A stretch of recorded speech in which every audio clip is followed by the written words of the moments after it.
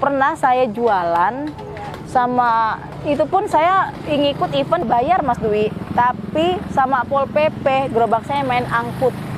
Masya Allah banget ya Allah, subhanallah ya. Pokoknya kita nggak tahu kenapa ya sama Pol PP itu tahu-tahu gerobak itu diangkut. Impian saya sih, saya belum umroh kan, nah saya pengen umroh hasil dari saya jualan gitu. Jadi itu yang bikin saya semangat teruslah, saya mau cari rezeki terus. Kan cuma lulusan SMA, namanya juga kan dulu perekonomian keluarga saya gitu kan mungkin tidak seluas yang lain-lain gitu, tidak sebesar yang lain-lain. Nah kalau bisa kan memang anak-anak saya tuh jangan sampai sekolahnya tuh seperti saya lah gitu loh. Kalau bisa harus lebih tinggi dari saya. Kan saya dulu tuh kan pernah jualan tuh kan pertama tuh sosis gulung. Jadi mungkin saya berinovasi lah, mau coba jualan yang viral nih, apa nih gitu kan.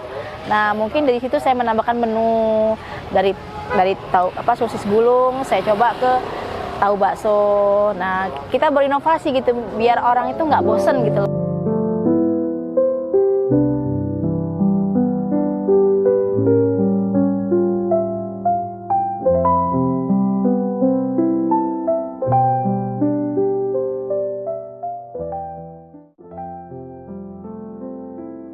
Assalamualaikum warahmatullahi wabarakatuh. Saya Lili Putri Rahayu, owner dari Tahu Bakso Jabrik yang beralamat di Pokorwe Halim. Depan gerbang Gor Pokorwe Halim, sebelah kiri, depan gerbangnya, pas sebelahnya. Nah, dulu saya sebelum saya usaha, saya pernah kerja di perusahaan Korea di Bogor. Jadi saya di sana sebagai admin, bagian akuntansi keuangan. Jadi mungkin ya saya ya kalau namanya kerja gitu kan beda ya dengan usaha. Jadi saya mikir saya mungkin kayaknya pulang aja deh ke Lampung gitu. Jam kerjanya luar biasa ya, namanya kita ikut di perusahaan orang luar ya. Jadi pulang kerja itu bisa sampai jam 12 malam Mas Dwi ya. Masuknya pagi, jam 6 itu kita udah berangkat.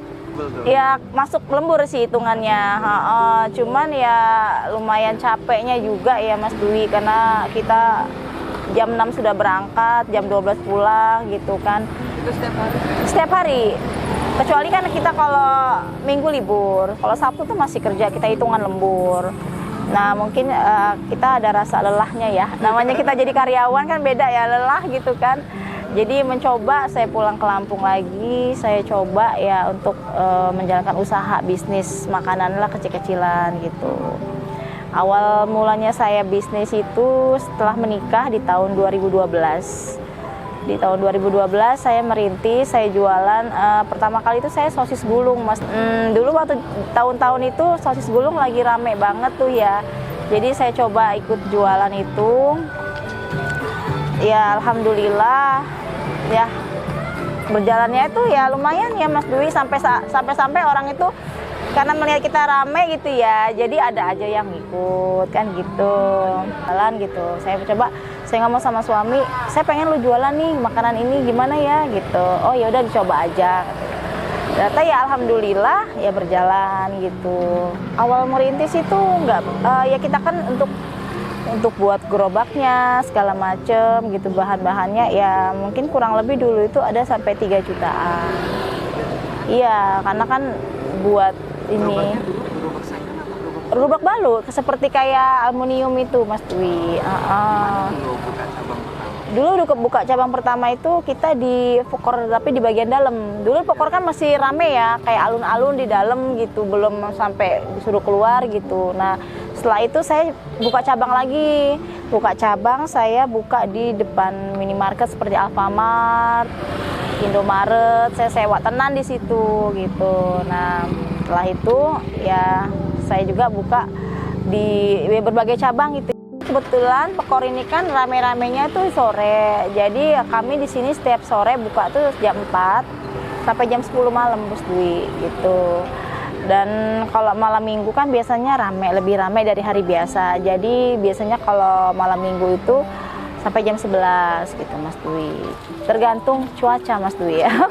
Karena kita kan di sini outdoor ya Mas Dwi ya. Jualan di luar ini kan ya plus minusnya ada gitu kan. Minusnya kalau pas lagi cuacanya hujan gitu kan. Ya namanya orang jualan gitu kan resikonya pasti ada ya Mas Dwi. Apalagi kalau pas kita udah prepare semua gitu kan. segala macam udah siap, cuaca gitu. Ya mau nggak mau, ya udah jalanin aja, kita terima aja gitu Mas Dwi kan. Tapi kan setelah itu kan nanti kan pasti ya namanya kita rezeki kan nggak selamanya kita pas lagi down gitu kan Mas Dwi gitu. Pernah ada sampai nggak kejual sama sekali, ada gitu pernah. Saking awetnya hujan gitu kan Mas Dwi, sampai dari buka sampai tutup gitu Mas Dwi. Jadi ya bener-bener ya kayaknya ya udah gimana ya udahlah gitulah, ya udahlah jalanin aja mau gimana kan gitu. Tapi kan rezeki kan kita kan pastikan ya pasti ada aja kita kan. Saya suruh karyawan tuh tutup Mas Dwi, ya sudahlah tutup aja gitu loh, daripada kita diteruskan juga kan orang-orang juga kan nggak berkunjung ke Pekor kan. Jadi udahlah lebih baiknya udah tutup aja, karena hujan juga kan awet gitu Mas Dwi. Karena kita juga walaupun nggak di Pekor ya dimanapun kita sewa dimanapun tempat, kalau memang hujan tuh kadang suka ya berpengaruh sih sama pembeli kan kurang gitu. Jadinya lebih baik ya udahlah nggak usah. Ya kalau di sini ini memang sistemnya tidak sewa ya Mas Dwi ya. Jadi siapa cepat dia dapat istilahnya gitu. Jadi saya main cepat aja gitu Mas Dwi. Saya cari tempat di mana saya lihat strategi saya di sini gitu. Jadi kebetulan juga kan belum ada yang istilahnya menempati gitu. Jadi saya di sini. Jadi kalau udah kita awalnya di sini, orang lain juga nggak bisa untuk berkutik. Kalau di sini nih paling lampu sama kalau untuk kebersihan kita kebersihan masing-masing Mas Dwi. Kecuali kalau dalam Pekor itu kita lampu sama kebersihannya ada. Karena ada yang bersih-bersih, kebersihan masing-masing nggak ada. Keamanan juga kita mengamankan dirinya masing-masing. Karena kan di sini outdoor ya Mas. Juga tuh pernah saya jualan sama itu pun saya ngikut event di Lampung Fair. Ngikut event di Lampung Fair saya sudah bayar Mas Dwi, tapi sama Pol PP gerobak saya main angkut. Itulah kejamnya Pol PP kadang Mas Dwi. Masya Allah banget ya Allah, subhanallah ya. Pokoknya kita nggak tahu kenapa ya sama Pol PP itu tahu-tahu gerobak itu diangkut Mas Dwi. Mungkin tempatnya ya enggak, tapi kan kita sudah bayar sama pihak pengelola di Lampung Fair itu Mas Dwi. Tapi mungkin gini ya, kita nggak tahu juga apa karena kita tidak pakai kanafil apa-apa gitu Mas Dwi ya. Jadi main Pol PP itu main angkut. Tapi kan semestinya tidak seperti itu. Kita kan bukan secara gratis juga di dalam kan, kita udah bayar, kita udah tenang-tenang, tahu-tahu main angkut. Gerobak kita harus diambil di kantor katanya. Nah, makanya itulah saya kadang nggak suka. Ya Allah, ya makanya menyedihkannya pedagang PKL lah ya kita sebut ya, pedagang kaki lima. Ya itu pernah diangkut sama Pol PP secara tidak hormat istilahnya loh ya Allah. Main angkut aja itu sedih banget deh ya Allah, astagfirullahaladzim. Kalau ingat itu mah ya namanya perjuangan kita ya, mulai di awal 2025 ini. Saya rintis lagi. Inspirasinya awalnya ya pernah waktu saya itu tahun 2022 saya ke Semarang gitu kan. Saya ya liburan lah sama anak-anak gitu kan. Saya coba di Semarang itu kan makanan ininya tahu bakso gitu. Kebetulan saya ketemu ada pedagang tahu bakso di situ. Saya coba, nah saya berpikir kayaknya kenapa nggak jualan juga nih gitu. Iya, banyak depan Simpang 5 tuh banyak kan jual tahu bakso gitu.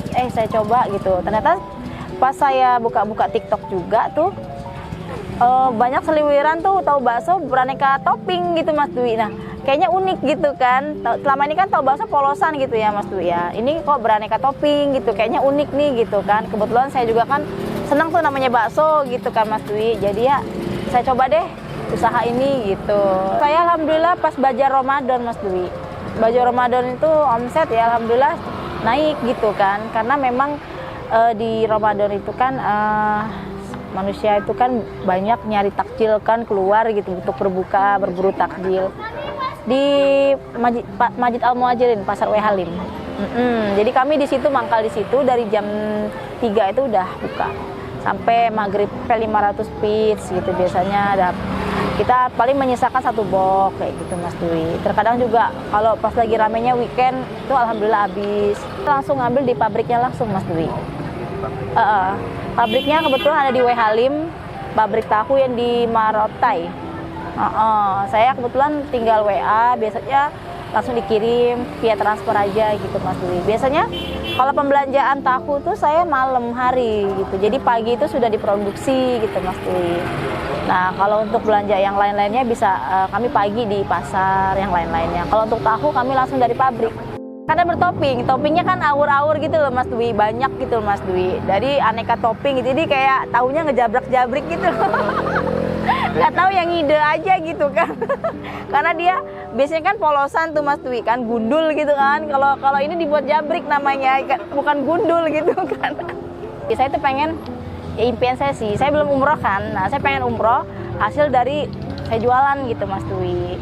Jadi itu yang bikin saya semangat terus lah, saya mau cari rezeki terus sampai saya bisa ya apa sih istilahnya bisa, oh iya saya punya keinginan saya itu tercapai. Kan cuma lulusan SMA Mas Dwi ya. Ya kalau bisa namanya juga kan dulu perekonomian keluarga saya gitu kan mungkin tidak seluas yang lain-lain gitu, tidak sebesar yang lain-lain. Tapi saya alhamdulillah setelah lulus SMA itu saya ada lowongan kerja gitu kan Mas Dwi ya. Nah kalau bisa kan memang anak-anak saya itu jangan sampai sekolahnya itu seperti saya lah gitu loh. Kalau bisa harus lebih tinggi dari saya kan gitu. Ya mudah-mudahan ya amin gitu. Kakak semua jangan lupa setiap jalan ke Pekor, main ke Pekor, pokoknya kalau yang mau jajan jangan lupa mampir ke Tahu Bakso Jabrik ya. Di depan lapangan, di depan Gor Pokorwe Halim, di depan gapuranya pas sebelah kiri. Jangan lupa ya, jangan lupa jajan. Jika teman-teman tidak sempat untuk jajan keluar ataupun main keluar, bisa order juga via online di GoFood, GrabFood atau ShopeeFood di Tahu Bakso Jabrik Lampung. Kalau mau juga bisa ke IG kita Tahu Bakso Jabrik Lampung.